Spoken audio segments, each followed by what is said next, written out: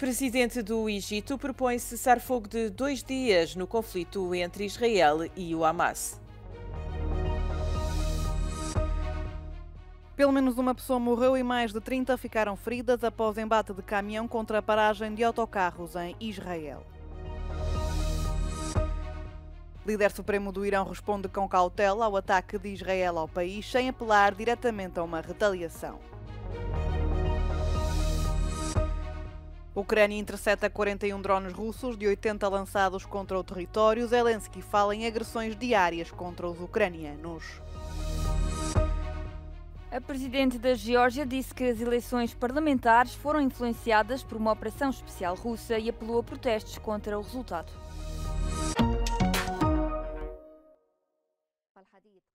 O presidente do Egito propôs um cessar-fogo de 2 dias entre Israel e o Hamas, durante o qual seriam libertados 4 reféns detidos em Gaza. E admitiu ainda que a proposta também inclui a libertação de alguns prisioneiros palestinianos e a entrega de ajuda humanitária à faixa de Gaza.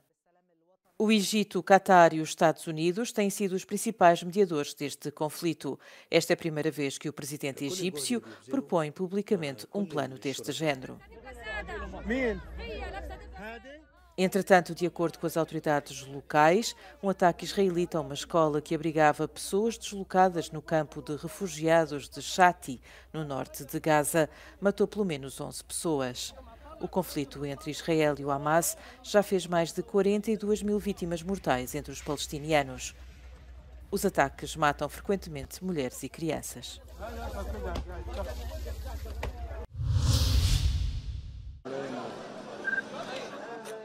Pelo menos uma pessoa morreu e mais de 30 ficaram feridas na sequência do embate de um caminhão contra uma paragem de autocarros a norte de Tel Aviv na manhã de domingo. Segundo os serviços de socorro, 5 pessoas encontram-se em estado grave. As imagens mostram o caminhão de grandes dimensões que embateu na paragem quando um autocarro estava a deixar passageiros no local. A imprensa israelita explica que vários feridos seriam idosos que desembarcavam do autocarro. O ataque ocorreu perto da sede da agência de espionagem israelita Mossad, tendo sido prontamente elogiado pelo Hamas, sem o reivindicar.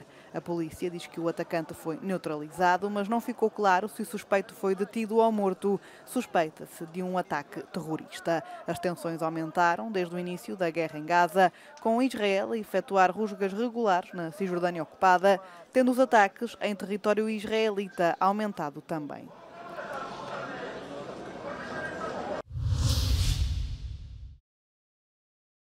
As defesas aéreas ucranianas interceptaram um total de 41 dos 80 drones russos, segundo informou o exército do país, 10 dos quais foram abatidos perto de Kiev. As autoridades locais afirmaram que não se registaram vítimas nem danos em infraestruturas críticas. A vaga de drones segue-se ao ataque mortal na Ucrânia Central na noite anterior e marca a segunda noite consecutiva em que a Rússia ataca a capital Kiev. Na rede social X, o presidente da Ucrânia, Volodymyr Zelensky, acusou a Rússia de perpetrar diariamente agressões contra os ucranianos, explicando que só esta semana a Rússia lançou mais de 1.100 bombas aéreas, 560 drones e 20 mísseis. Entretanto, o Ministério da Defesa russo afirmou que as unidades de defesa do país abateram 51 drones ucranianos durante a noite. O Ministério da Defesa não especificou exatamente quantos drones foram disparados, nem revelou a extensão total dos danos infligidos.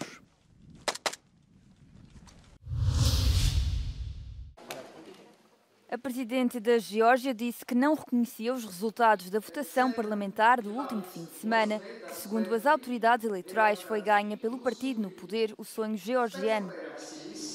A líder do país alega que estas eleições foram influenciadas por uma operação especial russa que tinha como objetivo afastar a Geórgia da Europa e instou a população a sair à rua para protestar contra os resultados. Segundo a Comissão Central de Eleições da Geórgia, o Sonho Georgiano obteve cerca de 54% dos votos, com quase todos os círculos eleitorais contados. Muitos georgianos consideravam a votação de sábado como um referendo sobre a oportunidade de aderir à União Europeia, isto porque Bruxelas suspendeu o processo de adesão do país ao bloco, depois destes ter aprovado uma lei de influência estrangeira. Entretanto, os Estados Unidos e a União Europeia apelaram a uma investigação completa sobre as denúncias de violações nas eleições parlamentares georgianas. Partido Social Democrata venceu as eleições parlamentares da Lituânia com 99% dos votos contados, tendo conquistado 52 lugares na Assembleia de 141 membros. Estas eleições foram dominadas pela frustração com o custo de vida e pela preocupação com as potenciais ameaças da vizinha Rússia. O grupo de esquerda comprometeu-se a manter o programa de despesas com a defesa do Estado Báltico, ao mesmo tempo que criticou o governo de coligação de centro-direita da primeira-ministra lituana para aumentar os impostos para o financiar. De acordo com os dados oficiais do governo, o Partido da União da Pátria, que até então estava no poder, ficou em segundo lugar com 28 assentos. O país báltico, de 2.900.000 habitantes, tem um sistema de votação híbrido, em que metade do Parlamento foi eleito por voto popular a 13 de outubro. O restante foi decidido no domingo através de uma segunda volta distrital entre os dois primeiros candidatos. De acordo com as sondagens à boca das urnas, o partido de centro-direita GERB, do antigo primeiro-ministro búlgaro Boyko Borisov, é o provável vencedor das eleições legislativas na Bulgária. Os primeiros resultados são esperados esta segunda-feira, mas poderá levar ainda alguns dias até que os resultados oficiais sejam anunciados. Se as sondagens se confirmarem, Borisov terá um mandato para formar o seu quarto governo. No entanto, parece que será uma tarefa difícil encontrar aliados para formar uma coligação governamental num parlamento fragmentado. O cansaço dos eleitores e a desilusão com os políticos criaram um ambiente em que o radicalismo e a desinformação estão a minar o apoio público ao processo democrático e a aumentar a popularidade dos grupos pró-russos e de extrema-direita. O primeiro-ministro indiano Narendra Modi e o seu homólogo espanhol Pedro Sánchez inauguraram a primeira fábrica privada de aviões militares da Índia, na cidade de Vadodara, apoiando assim o objetivo de Nova Delhi de expandir a produção local nos setores da defesa e aeroespacial. Os dois líderes lançaram o complexo aeronáutico Tata, um negócio estimado em 2,3 mil milhões de euros, que irá construir aviões de transporte Airbus C-295 para a Força Aérea Indiana, em parceria com a Airbus Espanha. Em Roma, junto ao Coliseu, uma bandeira gigante da paz foi levantada pelas mãos de milhares de manifestantes que se juntaram na capital italiana para apelar ao fim das guerras na faixa de Gaza e na Ucrânia. Cenários semelhantes ocorreram um pouco por toda a Itália, com dezenas de milhares de pessoas a marcharem em diferentes cidades do país. Os manifestantes revelam preocupação com a violência e principalmente o elevado número de civis mortos em ambos os conflitos. As manifestações foram organizadas por vários grupos de defesa da paz e partidos do centro-esquerda da oposição. Os manifestantes apelaram ao governo italiano e à comunidade internacional para que relancem uma conferência de paz sob a direção das Nações Unidas. As marchas ocorreram num momento de escalada de violência no Médio Oriente, com Israel a lançar ataques contra o Irão durante a madrugada de sábado.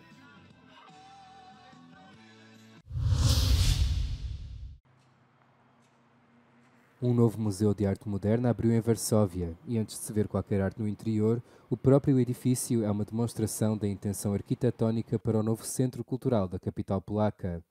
Desenhado pelo arquiteto americano Thomas Pfeiffer, o Museu de Arte Moderna de Varsóvia é uma estrutura minimalista e cheia de luz que pretende ser um símbolo de abertura e de tolerância.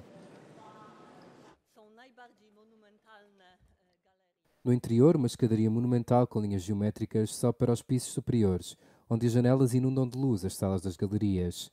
Os funcionários da cidade e do museu dizem que a luz e os espaços abertos se destinam a atrair reuniões e debates e a tornar-se um símbolo da era democrática que a Polónia abraçou com o fim do regime comunista há 35 anos. Para já, tem apenas algumas obras de arte em exposição, mas acabará por acolher cerca de 2.500 peças, incluindo obras de artistas internacionais de renome.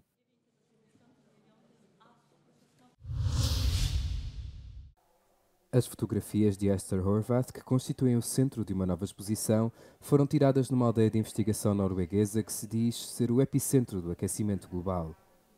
A fotógrafa sublinha que as alterações climáticas não acontecem de um dia para o outro. A investigação que observa os seus efeitos é árdua e exige paciência. Desde os anos 90 que cada vez mais mulheres se envolvem nesse trabalho.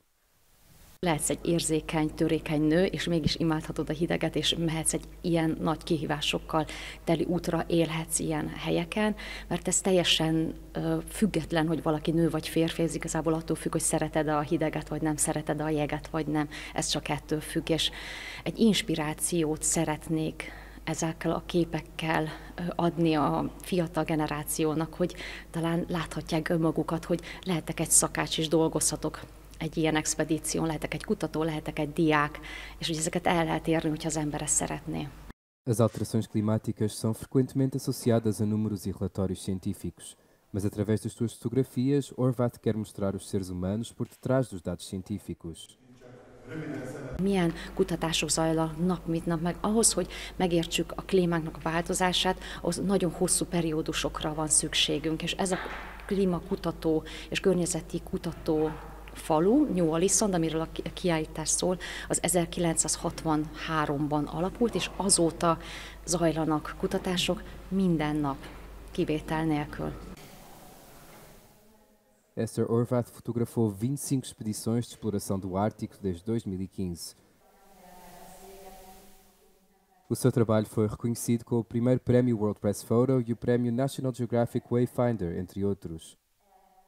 A exposição fotográfica Night Stars of the Arctic pode ser vista no Kappa Center, em Budapeste, de 25 de outubro a 31 de janeiro.